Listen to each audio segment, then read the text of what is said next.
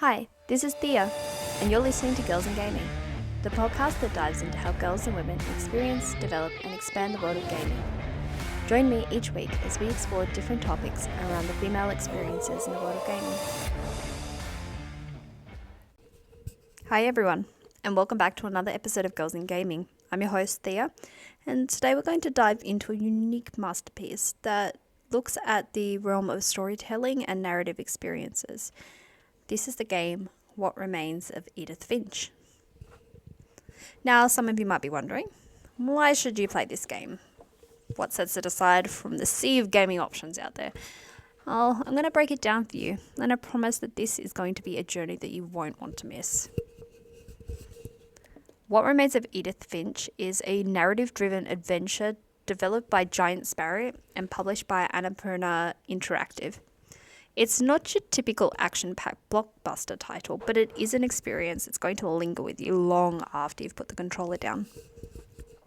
Now, I'm an English teacher, so I've actually used this multiple times in teaching my students the power of storytelling and narrative structure. So hopefully you get a little bit from this, just as much as I hope that they got something from it as well. So let's start with the story. This game invites you to explore the Finch family's mysterious and troubled history. You play as Edith Finch, the last surviving member of the Finch family. She's returning to her ancestral home, the enigmatic Finch house. As Edith, you're on a quest to uncover the secrets of the story of each family member, all of whom met their untimely demise in unique and often bizarre ways. I think to really appreciate this game, we need to break it down into each of the characters and understand how this story is actually told. So each family member's story is presented as a separate interactive vignette, and this is where What Remains of Edith Finch really shines. The game weaves together an emotional tapestry that makes you feel as if you're a part of the family, unraveling the enigma one story at a time. The first and one of the most emotional, as a mother, anything to do with children really pulls at the heartstrings. The first room that we look into is that of Molly. The childlike imagination of Molly's room is a perfect example of how the game explores themes of life. As you inhabit Molly's perspective, you experience her vivid imagination. Her story involves morphing into various animals, each with its own unique gameplay mechanics. This whimsical tale symbolises boundless creativity and curiosity of a child. It's a reminder that life, especially in childhood, is marked by innocence and a sense of wonder, while at the same time, the progressively darker tones and deep melody from the music brings a almost terrifying aspect. And finally, when you are Molly again, tucked up in your bed, you know that the monster's going to get you the moment you fall asleep.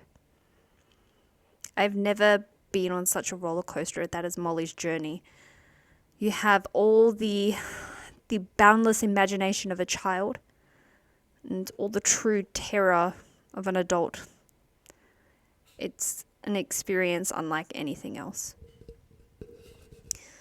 From Molly, you journey into Lewis's room. This really focuses on the ideas of escapism and isolation. You're transported into the mind of a young man who's working a monotonous job in a fish cannery. The room is reflected in his internal struggles with its repetitive, bleak nature of his job, contrasting to the vibrant fantasy world that he often escapes to. Lewis's story is a commentary on the need for escapism in the face of a mundane life, and that isolation can often result when someone retreats into their own inner world. The actual mechanics of playing from Lewis's perspective was extremely anxiety and stress-inducing. You're almost split between his reality and his fantasy, to the point where you can see it slowly growing, taking over the screen. One moment you're him, monotonously trying to chop fish heads in a bleak, dark canning factory, and then you're playing a game. Just imagining in your head 2D character walking around, and slowly it starts to grow. It becomes more complex. It becomes entirely its own game until you are playing some kind of fantasy adventure simultaneously as having to chop these fish heads, trying to do both of those things at once. And I think it really goes to show how hard it is for these people that are really self-internalized to function in everyday life while still being pulled into their worlds of their own. And he meets a really gruesome and untimely end. And this was definitely one of the more stressful aspects of the game. We go then on to Eddie's room. And Eddie is the family historian. His room serves as a testament to the themes of family, and as the matriarch of the Finch family, she's committed to preserving the history of stories of her relatives. Her room is filled with mementos, journals, memorabilia, highlighting the importance of keeping memories alive. Her narrative reflects the idea that family bonds can be both a source of strength and in some case often a burden that ends up shaping lives of its members. This was not as stress-inducing, not as anxiety-inducing, not as morbid or grotesque as the previous rooms, but in its own way holds its own heavy burden, as I feel like a lot of parents and grandparents often do in their families. And this is kind of reflected in the next room, which is Gregory's. I had to stop at this moment, and I just want to give a bit of a trigger warning out there for anyone who's ever lost a child that this is going to be particularly hard, so you might want to skip over it. So this is about the tragic loss or potential loss of Gregory. Gregory's room is a nursery. It's a poignant reminder of the fragile nature of life. His story is a tragic one as you experience it through the eyes of a baby. The room stands as a symbol of what could have been, a life full of potential and possibility that was cut short. It's a heartbreaking portrayal of abrupt and unpredictable nature of death, especially in the case of someone so very young. Similarly to Molly,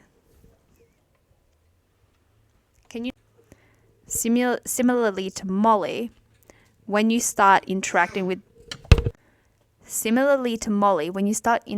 the game from Gregory's perspective, it's at first indeed childlike. You're in a bathtub as the water slowly fills, and the characters start coming alive. You can see frogs hopping and ducks swimming in the water, and you know Gregory desperately wants to get to these toys. And the water keeps getting deeper. But his mother's stepped away from the bathroom to go and get something.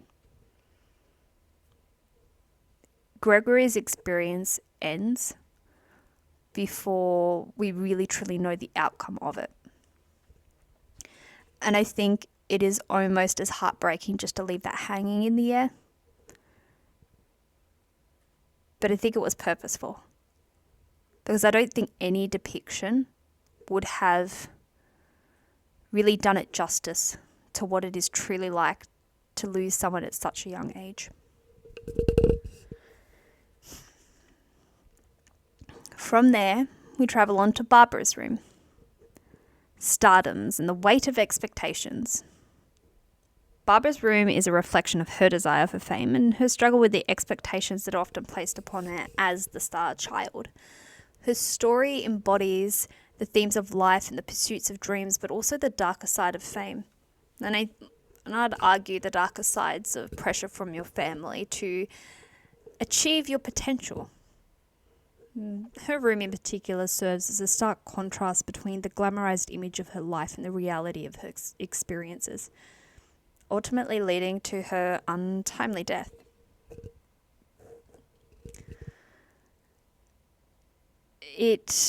The gameplay itself for this particular room was, again, a contrast to every room before and every room after. It was very similar to your classic horror teenage movie style, think Scream, right? It was extremely similar to that. And I don't think we ever really feel that we uncover the truth behind her death, which also just makes it feel so unjust. Hopefully some people get this, but justice for Barbara. After Barbara comes Walter. And now this is a humble space. He is a secluded and routine-bound person. I think we've all got someone like this in our life. For me, it's my son. So his story is a commentary, I believe, on how we become prisoners in our own choices. Our bars are our habits. Walter's room and narrative show how a fear of change and a refusal to explore life beyond one's comfort zone can lead to a kind of self-imposed isolation, self-imposed prison. And ultimately, if we don't branch out and make connections, we die alone. Now, another mystery upon mystery added to the enigma of the Finch house. Milton's room. A mysterious disappearance. Is he dead? That remains to be seen.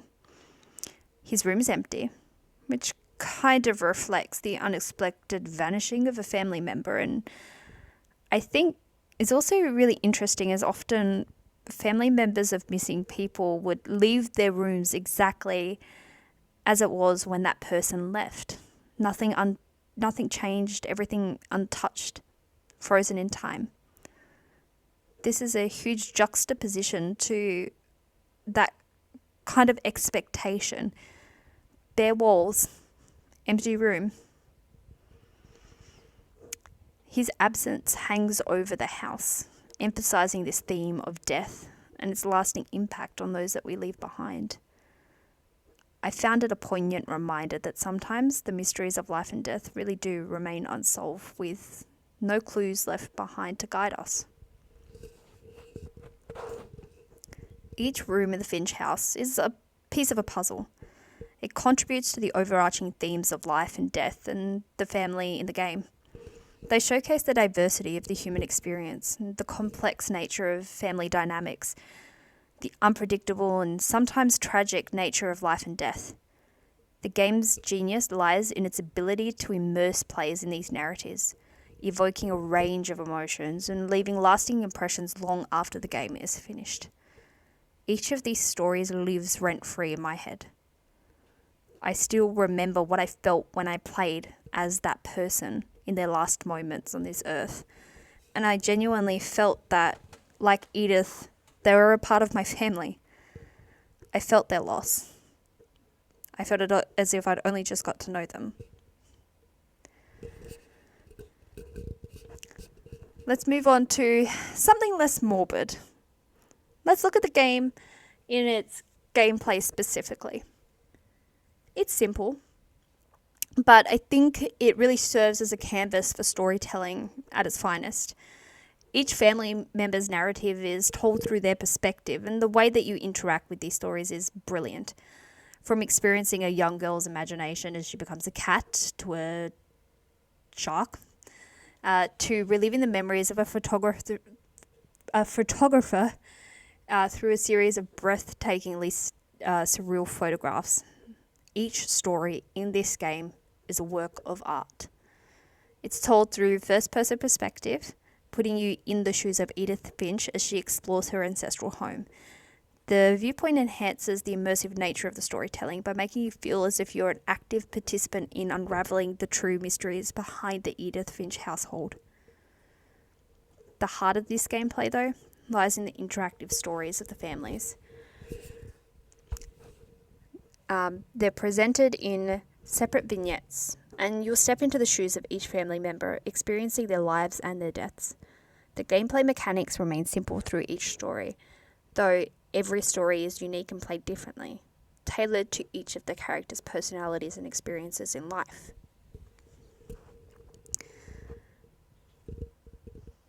For example, in Molly's story, you'll navigate a surreal dreamscape while transforming into different animals. And in Lewis's story, you'll engage in repetitive actions at the fish cannery. And in Barbarous, you'll perform actions in horror-themed comic book. The Finch house itself. This leads into the 8th character, the real character of this game, which is the Finch house itself. It plays a crucial part of the gameplay as Edith explores the rooms and the hallways. You start to find letters and diaries and other objects that provide you additional context and background information about the family members. This environment storytelling encourages players to piece together this family's history and really rewards additional exploration, not just going through the motions in each of the rooms. So in this game, you do have the freedom to move about the house. Although I told these stories and experiences in a very specific order, that's not always necessary. Unlocking the rooms is like a puzzle in and of itself. The gameplay is designed to evoke deep emotions, whether it's whimsical wonder of a child's imagination or somber contemplation of the passage of time. This game really does elicit a wide range of emotions. I think I found myself chuckling and then following that almost immediately by crying. The stories are genuinely seamlessly woven together. And as you uncover each one, it really contributes to the larger narrative of the Finch family. It provides a holistic view of their history and the complex relationships between its members. While the game primarily follows a linear path, it does provide a sense of agency through the interactive elements. Players make choices, even if they don't fundamentally alter the overarching story, which deepens their connections, our connections, to the characters and the characters' experiences. I can't talk about this game without then giving a nod to artistic presentation of the game. I think that was one of the things that immediately captured me. Its art style and presentation are visually stunning. The rooms and environments are intricately designed to reflect the themes and personalities of the characters. The use of lights and shadows, as well as subtle details in the environment, really do contribute to the game's immersive atmosphere.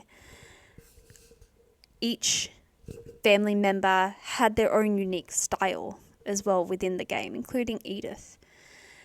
Words would come alive on a page. Certain things would be emphasized in different rooms. I don't think I've played a game that utilizes the diversity of art and the kind of emotion that it can evoke the same way that this game has. I think this is what really sets it, this game, What Remains of Edith Finch, aside from other story-based games that I've played in the past. Its emotional depth and its ability to convey the intricacies of the human experience, dealing with intense themes like life and death and family, all with the passage of time. It's profoundly moving.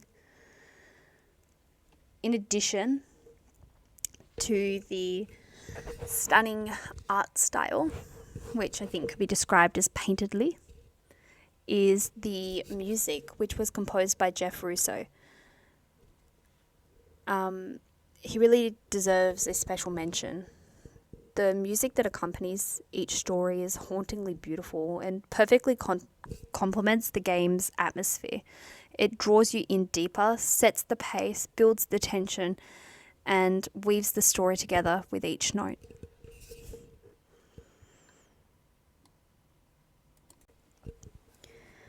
I played this game with my partner because we enjoy spending time together playing games. I think that, not to say that if you are a single young person or even a teenager that you wouldn't get anything emotional from this, but as a lover of English, as a lover of storytelling, good storytelling, as an appreciator of art and diversity of art styles, as someone who genuinely enjoys story-driven games and spends their spare time gaming with their partner, a loved one, this game hit so many spots so well for me. There were so many moments where he and I could turn to each other and share in the agony of the idea, or it's not a reality, but the idea of losing a child, and just knowing that grief would be beyond imagination, and playing a game where we knew ultimately the outcome wouldn't be positive for any of the people involved. But then also taking solace in the joy that comes with the end of the story.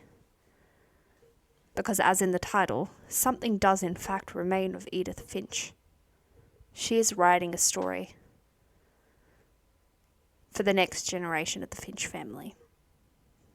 And I think it makes all of the heavy burden of loss feel lighter when you know who these stories are being passed on to. And as the game ends, we say goodbye to Edith Finch. But her story, her family's story, stays with us.